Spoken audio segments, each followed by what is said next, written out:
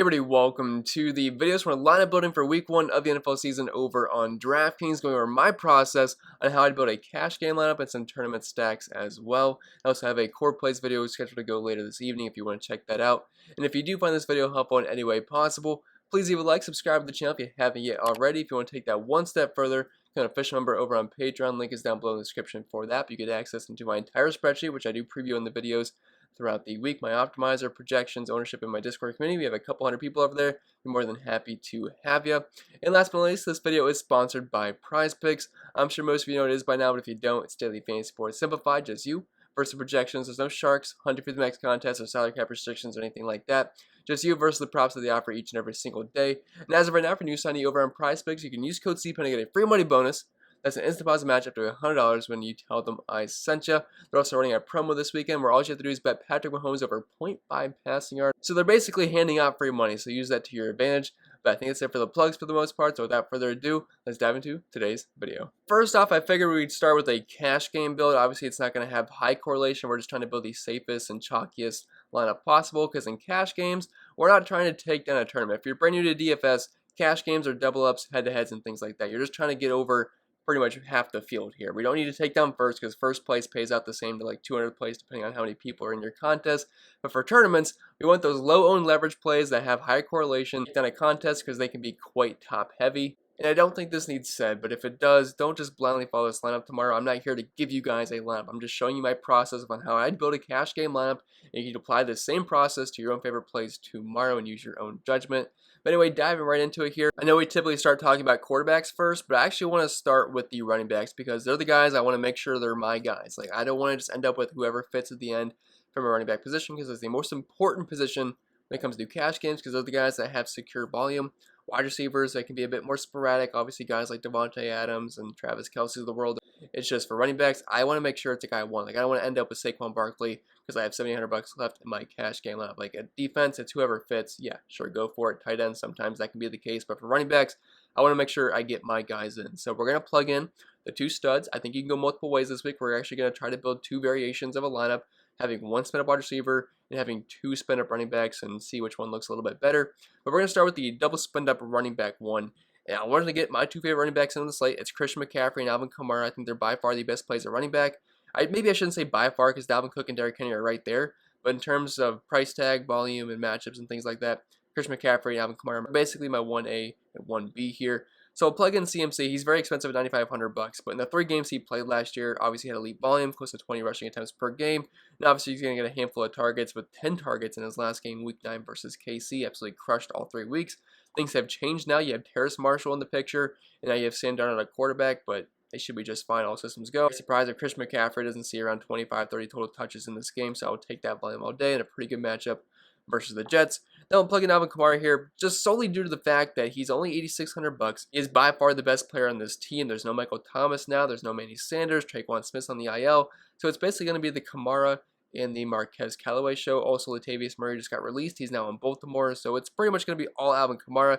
Yes, we're going to see some Tony Jones mix in, but at $8,600, nearly $1,000 cheaper than CMC, he definitely looks like one of the absolute best plays on the entire slate. The ceiling's very high for him. The floor is very high. He's kind of like Christian McCaffrey, where he's heavily involved in the passing game. Doesn't usually get quite the volume on the ground, although the last 3 weeks of the regular season last year had 18, 23, and 22 rushing attempts. Murray, yeah, I wouldn't be surprised if his numbers are close to that, so we could see nearly 30 total opportunities out of Alvin Kamara. A pretty good matchup versus Green Bay.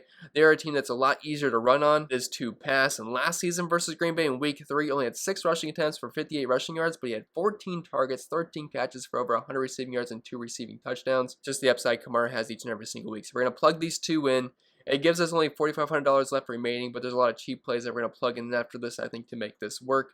So now we could go either way. We could start with our wide receivers, or we could start with our quarterback. And I don't want to get stuck with an absolute scrub quarterback here. I do have a guy in mind, talking about all week now for cash games, and there's a lot of options here. But, like, yeah, I'd love to get Patrick Mahomes, and I'd love to get Kyler Murray in, but if we just plug in Kyler Murray here, we only have $4,000 left per player, which it is doable. I'm not saying you can't make this work, but it's going to be a little bit rough for me. I don't want to go absolute punt YOLO at tight end with a $2,500 guy, so we're going to bypass Kyler Murray in this build.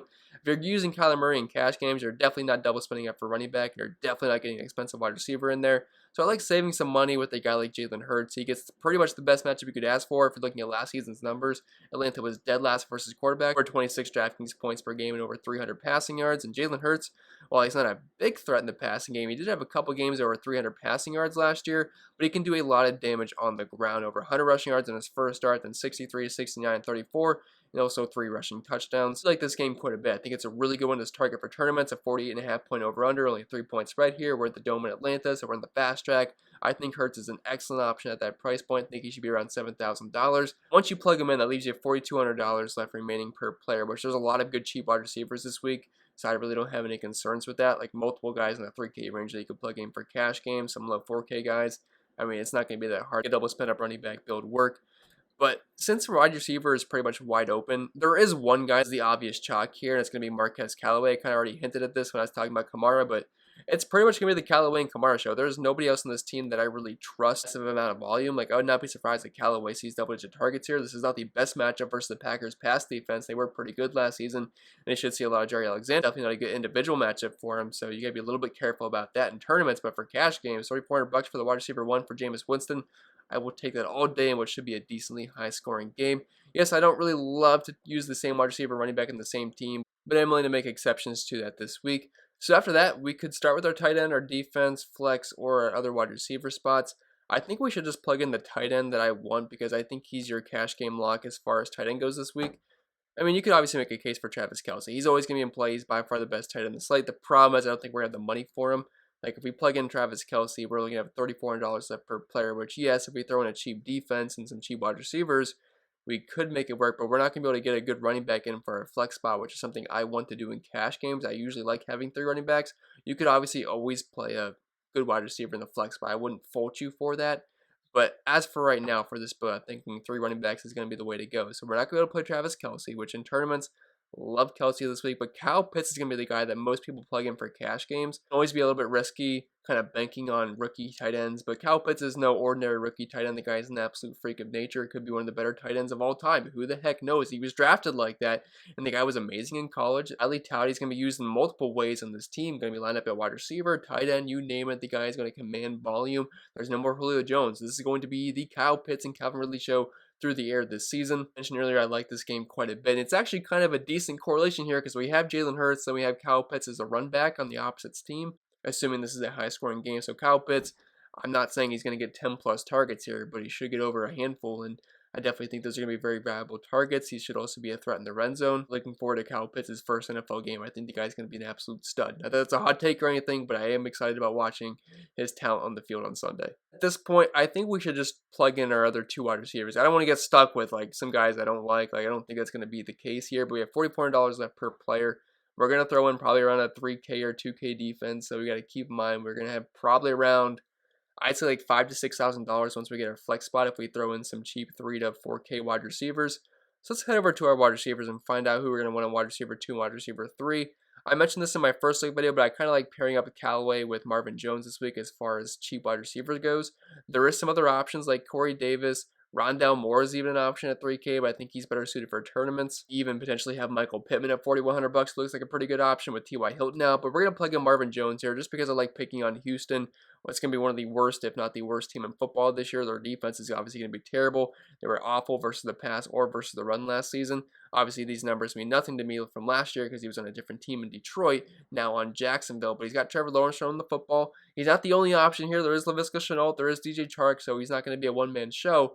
But I think Trevor Lawrence is going to be able to get him the football. At this Houston Texans defense is, I think Marvin Jones, plenty of targets for Marvin Jones to be able to eat at $3,600. To do that, we have $4,700 left per player. So we could go with another 3K wide receiver, or we could get to the 4K range. I mentioned Michael Pittman. I like him quite a bit at $4,100. He gets a good matchup versus Seattle, one of the worst teams versus wide receivers last season. Another guy in this price range is T. Higgins, favorite wide receiver for the Bengals in week 1. So draws a pretty good matchup versus the Vikings secondary, who was very bad versus wide receivers last year. I think this defense for Mike Zimmer is going to be as bad as it was last season. I think it'll be improved, but it's still week 1, so obviously it's going to take time to get adjusted. But he had around a 20% target share last year. He gets targeted down the field a little bit. I think Jamar Chase is going to get worked in. He did struggle in preseason. I don't think he's going to just be on the field every single snap. So I think T. Higgins, Tyler Boyd are still going to be the 2 you want this week. I think later in the season that could change, but T. Higgins at $4,700. this will make a pretty good price play. Or if you wanted to pair a wide receiver up with Jalen Hurts, you could go Devontae Smith here, obviously a rookie, so it's a little bit hard to trust. We know the upside's there. He was an absolute stud in college, one of the best wide receivers in college football. He's only $4,500. Nice pairing with Jalen Hurts. I don't hate it, but it's kind of turning into a tournament lineup if we go that route, because we have Hurts with Devontae Smith, and then we have the run back with Kyle Pitts. I'm not sure I want to do that in cash games. I mean, it makes sense. It's a good lineup. I'm just not sure I want to go Devontae Smith in cash games this week, so I think maybe just plugging in a guy like T. Higgins would work. $4,700, which is exactly what we have remaining. So if we plug in a cheap defense, we could probably get a 6K running back. If we just move over to defense, if I can plug my favorite one in, we'll see if that works. But I like the Broncos a lot. They're playing on the road. Favorites with a low implied team total against them. I think their defense is pretty solid. They're facing Daniel Jones, who is prone to many mistakes, and he loves fumbling the football. And I'm just really not scared of that offense whatsoever. And Saquon Barkley is obviously very questionable for this game. Super high. So I'm not really scared of this Giants offense whatsoever. So we'll plug in the Broncos here. Leaves us $6,100 left for our final spot, which we could definitely get a solid running back in for that price point. I think we're just missing out on Joe Mixon here at $6,200. So if you wanted to go cheaper with the defense, you could plug in Joe Mixon. The problem with that is we have a running back and wide receiver already with Kamara and Callaway. Then we'd be doubling up on that again with T. Higgins and Joe Mixon. So I don't really love that for cash games. But I do see an Antonio Gibson here at $5,900. Just clearly the RB1 in this offense. He's going to be involved in the ground and through the passing game. The guy was an excellent pass catcher in college. He's shown glimpses of that last year. Obviously, he was not quite like J.D. McKissick was, but he was still involved in the passing game. And I definitely think that Ryan Fitzpatrick will be able to get him the football. And it's actually a pretty good matchup versus the Chargers, as they were bottom in the league DVOA-wise versus the run last season. So if you don't plug in Antonio Gibson, I don't have a problem with that. I think that lineup actually looks pretty good as far as cash games go. If you wanted to go a little bit more balanced and not have 3 cheap wide receivers and 2 spend-up running backs, you could bypass a guy like Christian McCaffrey here, and then we could take out potentially Marvin Jones or T. Higgins. We'll take out Marvin Jones for now, just because I feel like he's the less safe option. I want to fit in a guy like a Stephon Diggs, a Calvin Ridley, DeAndre Hopkins, you name it. I don't think you can really go wrong with any of these options. If we try to just force feed Devontae Adams in our lineup, right now we only have $5,000 left for the running back position, which I don't love. So we might actually have to drop down T. Higgins in the Broncos defense. We could potentially plug in the Bills here at $2,500. I actually think they're fine. We could also look at the Jaguars at $2,700 versus Houston, just because of how bad that offense is going to be this season with Tyrod Taylor at quarterback. So at least there's $5,600 left, which I don't really like any of these guys for cash games. I'm not playing Kareem Hunt, Mike Davis, Melvin Gordon cash. So we might actually have to drop T. Higgins. We could drop T. Higgins for Marvin Jones, which would give us $6,700 for that last running back spot, which I definitely think we can make it work. James Robinson in, Najee Harris, Joe Mixon. I think it's kind of a toss-up between James Robinson and Joe Mixon. Joe Mixon's volume is obviously going to be there. James Robinson last year was the volume king where he played like 100% of the snaps. That's not going to be the case this season with Urban Meyer. Carlos Hyde is going to get the football, but it's a great matchup versus Houston. I think Robinson should see close to 20 total touches in this game. This is actually a pretty good correlation play with our Jaguars defense. I know we have 3 Jaguars in our lineup now with the Jaguars D, Marvin Jones, and the James Robinson, but it's also one of the best matchups you can ask for versus Houston, one of the absolute worst defenses in football. Even if you don't want the Jaguars here, we still have $300 left remaining, so we could actually upgrade our defense and get a Vikings, Chiefs, Dolphins, Steelers, which actually does not look that good to me, so I actually think maybe sticking with the Jaguars might be the best way to go. We're actually just missing out on Michael Pittman over Marvin Jones, so if you wanted to go the Bills route, I think we should be able to afford Michael Pittman in that lineup. That would leave us exactly $4,100 left for the wide receiver position, which is exactly what Michael Pittman is. So if you want to go that route with a spend-up wide receiver, I don't hate that idea either. You still have a spend-up in Kamara. Then you have 2 good solid RB2s in James Robinson and Antonio Gibson. You still have Kyle Pitts in there. You have Devontae Adams with Callaway. That's actually a decent correlation pairing there, getting both those guys in what could be a potential shootout.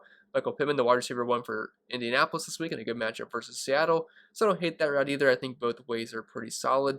And as far as tournaments goes and stacking, I really like this Philly and Atlanta game. I kind of already mentioned quite a few players from this game, but both quarterbacks are going to be viable for me. Both are pretty cheap.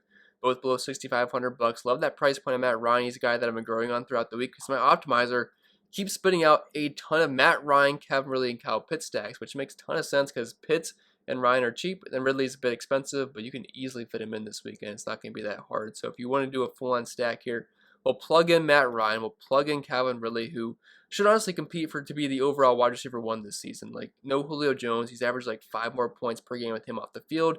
Now that he's completely gone, you don't have to worry about him whatsoever. Matt Ryan's going to be completely dialed in Calvin Ridley, who's been a beast so far in his young career. Then you have Kyle Pitts, and that leaves you $5,200 left per player. Now, stack a team, you want to run it back with an opposing wide receiver, which I do have an option for that on my optimizer, which I do have set for that for the majority of my lineups. And the guy that's going to be ran back usually the most with this stack is going to be a guy like Devonta Smith. I realize it's his first NFL game. Well, I shouldn't say first NFL game. He played in the preseason, but first real NFL game that counts. Draws a pretty good matchup here versus Atlanta secondary. That was really bad versus wide receivers last season. He should see a decent amount of volume. And the guy's obviously uber talented. We've already talked about that earlier. I don't think that really needs to be discussed, but I don't hate this as kind of a shell build for an Atlanta and Philly stack. You could obviously go on the opposite side where you have Jalen Hurts at quarterback, you'd have Devonta Smith at wide receiver, and then take your pick at tight end there with either Dallas Goedert or the ghost of Zach Ertz. Then you can still have Calvin Ridley there as your run back, but I definitely think this is a really good game to target. A huge fan of this Arizona-Tennessee game. We have like a 52-point over-under with a very tight spread. Both teams played at a very fast pace last season, and there is a load of good options here. If we just look down the list, Kyler Murray, Ryan Tannehill at quarterback. Then for running backs, you have Derrick Henry, Chase Edmonds, then kind of falls off a cliff there. But wide receiver is loaded. DeAndre Hopkins, A.J. Brown, Julio Jones, even Christian Kirk, the corpse of A.J. Green. You have Rondale Moore there at only $3,000. He should see some work in this offense. It might not be a lot, but he's going to get some targets in this game. And he's only $3,000. Tight end's not great here, the Ferguson and Williams. But overall, this is a very exciting stack here. You could go either way. Kyler Murray's obviously I'd prefer over Ryan Tannehill. It just depends on what wide receivers you're using, but either way, it can work out. So if we use Kyler Murray, obviously going to want to stack him with DeAndre Hopkins. He is a quarterback that you can't play naked because of the rushing upside, but if you're doing a game stack, I don't want to leave off DeAndre Hopkins, who was amazing last season. Him and Kyler Murray seem to have an excellent connection. A.J. Brown's one of my absolute favorite tournament plays in the entire slate. He's going to be the alpha dog between him and Julio Jones. I think they can both be fine in this game. You could even use both wide receivers. Now, we're spending a lot of money on wide receivers, so our running backs aren't going to look that great, especially if we have Kyler Murray, a quarterback who's a bit expensive.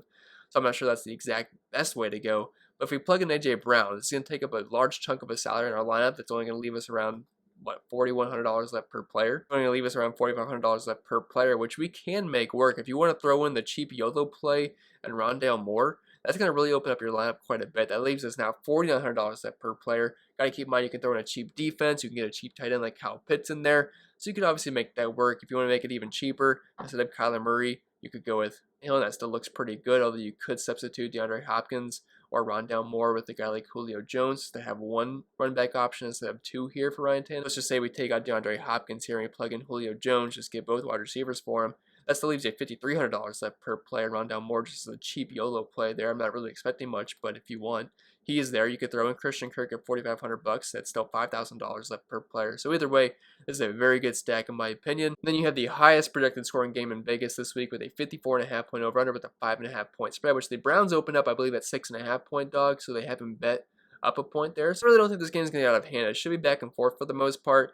The problem is the Chiefs are super expensive here. Like if you want to do a Mahomes, Tyreek Hill, and Travis Kelce stack, it's going to eat up a lot of your money. You're going to have to find some 3K punts to make this work. You're definitely not going to be able to afford a guy like Kamara, Christian McCaffrey in this build, because just plugging in these three guys is only going to leave you $4,200 left per player. And if you even try to fit in a guy like Kamara, CMC, it's just not going to be pretty at all. You're going to need a bunch of 3K guys with a 2,500 tight end, like a 2K defense in the Falcons.